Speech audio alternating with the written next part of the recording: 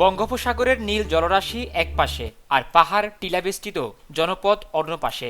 উপকূল আর পাহাড়ের সংযোগস্থলে অবস্থিত চট্টগ্রাম ১৬ বাঁশখালী আসন। পশ্চিমে উত্তাল সাগর, পূর্বে পাহাড়ি অঞ্চল।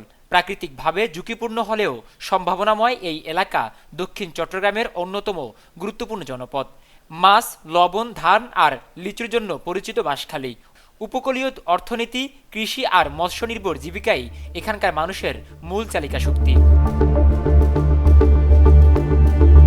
ত্রয়োদশ জাতীয় সংসদ নির্বাচনে হাওয়ায় সরগরম বাঁশখালী। এই আসনে এবার জয়ী হতে মাঠে নেমেছে ৭ জন প্রার্থী। তারা হলেন বিএনপির মিশকাতুল ইসলাম চৌধুরী পাপ্পা, জামায়াত ইসলামের অধ্যক্ষ জহিরুল ইসলাম, স্বতন্ত্র প্রার্থী লিয়াকত আলী, ইসলামিক ফ্রন্ট বাংলাদেশের আব্দুল মালেক আশরাফি, ইসলামী আন্দোলন বাংলাদেশের হাফেজ রুহুল্লাহ তালুকদার, গণ অধিকার পরিষদের আরিফুল হক তায়েব এবং বাংলাদেশ মুসলিম লীগের প্রার্থী এহসানুল হক।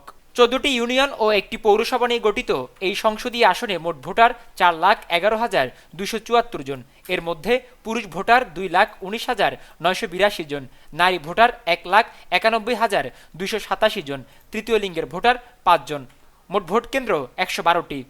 সকাল থেকে সন্ধ্যা পর্যন্ত গণসংযোগ, পথসভা, উঠান বৈঠকে ব্যস্ত সময় পার করছেন প্রার্থীরা। যাচ্ছেন ভোটারদের দ্বারে দ্বারে, দিচ্ছেন নানান প্রতিশ্রুতি।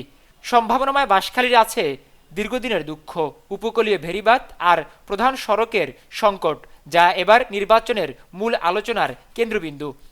এছাড়াও লবণ চাষিদের ন্যায্য মূল্য, বেকারত্ব, অনুন্নত গ্রামীণ সড়ক সহ অবকাঠামোগত উন্নয়ন চায় এই উপজেলার মানুষ। আরও গুরুত্ব দেওয়া, আমাদের একটা ভালো মানের একটা হাসপাতাল এখনো পর্যন্ত নেই।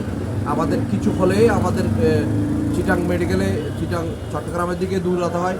এটা যাতে না হয়, এটা যাতে আমাদের বাঁশখালী যাতে আমরা স্বাস্থ্যভাবে স্বনির্ভর হতে পারি, এটা এবং শিক্ষা ব্যবস্থাটা আরও অনেক ডেভেলপ হতে হবে।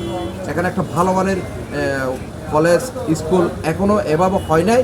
এখানে একটা ভালোভাবে আমাদেরকে ছেলে মেয়েদেরকে পড়ালেখা করানোর যদি ইচ্ছা পোষণ করে আমরা চট্টগ্রামের দিকে দাবিত হই। এটা যাতে আমাদের বাঁশখালীতে এই জিনিসগুলো, শিক্ষা, পর্যটক, স্বাস্থ্য, এগুলো যাতে আমাদের যারাই নির্বাচিত হয়ে আসবে তারা যাতে এটা গুরুত্ব সহকারে দেখে। বাঁশখালী একটি জনবহুল এরিয়া।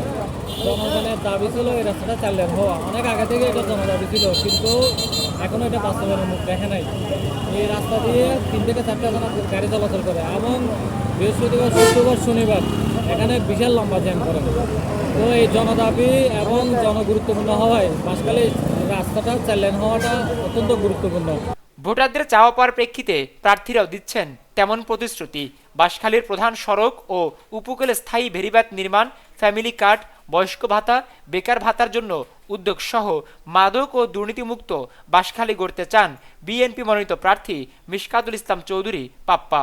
মূলত লবণ চাষিরা লবণ শিল্প এবং পান শিল্প, তারপরে লিচু শিল্প, লিচু রয়েছে, মৎস্য শিল্প, এগুলো নিয়ে আমি কাজ করার আমার পরিকল্পনা রয়েছে। প্রত্যেক দিন আমাদের বাঁশখালীবাসী জনদুর্ভোগে পড়ছে এই যানজটের কারণে, এবং এটি নিয়ে আমি কাজ করব।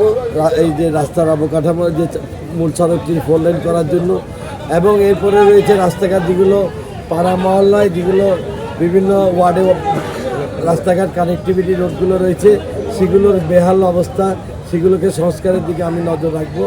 এছাড়া এবং আমাদের শিল্পের এই যে আমাদের ন্যায্য মূল্য যেটি পাচ্ছে না আমাদের লবণ শিল্পের চাষিরা, সেটি নিয়ে আমি কাজ করব, এবং আমাদের কারিগরি শিক্ষার দিকে আমি একটু নজর দিতে চাই।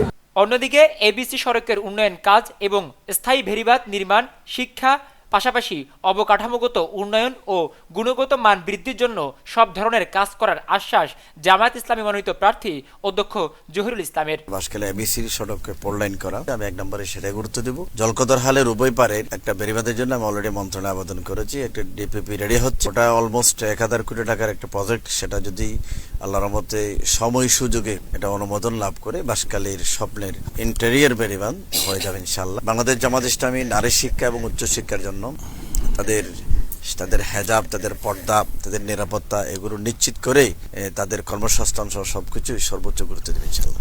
সমান তালে প্রতিশ্রুতি দিয়ে যাচ্ছেন অন্যান্য প্রার্থীরাও। আমাদের একটা রাস্তা হওয়ার কারণে যেটা যানজট, এটা আসলে নিরসনের জন্য আমরা বারবার কথা বলেছি। ইনশাআল্লাহ এটা বাস্তবায়ন করব। যে ট্রাকগুলিতে লবণ নিয়ে আসে, এই লবণের ফানির গুলির কারণে বাঁশখালীতে অনেক দুর্ঘটনা ঘটতেছে। আমি চেষ্টা করব লবণগুলি যদি আবারও জলকদর খালকে খনন করে ওদিকে আনা যায়, তাহলে একটা বাঁশখালী নিরাপদ একটা সড়ক হবে বলে আমি মনে করি। বর্তমানে সব মিলিয়ে আমরা বাঁশখালীর পর্যটন শিল্পকে উন্নয়ন করে আমরা চেষ্টা করব পর্যটকদের সকল সুবিধাগুলি তারা যেন আকৃষ্ট হয়, এই চেষ্টা। এই বাঁশখালীকে একটি শান্তির জনপদ হিসেবে গড়ে তোলার আমার পরিকল্পনা রয়েছে। বিভিন্ন ইংরেজি ভাষা, আরবি ভাষা দক্ষ কারিগর হিসেবে তৈরি করে তারা যেন দেশে বিদেশে কর্মসংস্থানের ব্যবস্থা হয়, সেই ব্যাপারে আমরা ভূমিকা রাখবো। স্থায়ী বেড়িবাঁধের মাধ্যমে উপকূলীয় মানুষ সংখ্যায় ভর্তি না হয়, তারা যেন নির্বিঘ্নে ঘুমাতে পারে। স্থায়ী বেড়িবাঁধ সাথে সাথে সুদমুক্ত তাদের কিছু লোনের ব্যবস্থা করা হয়, তাহলে লবণ চাষিরা যথাযথ তাদের কাম্যতা পাবে। নুরুন্নবী শাওন, দৈনিক পূর্বকোণ, চট্টগ্রাম।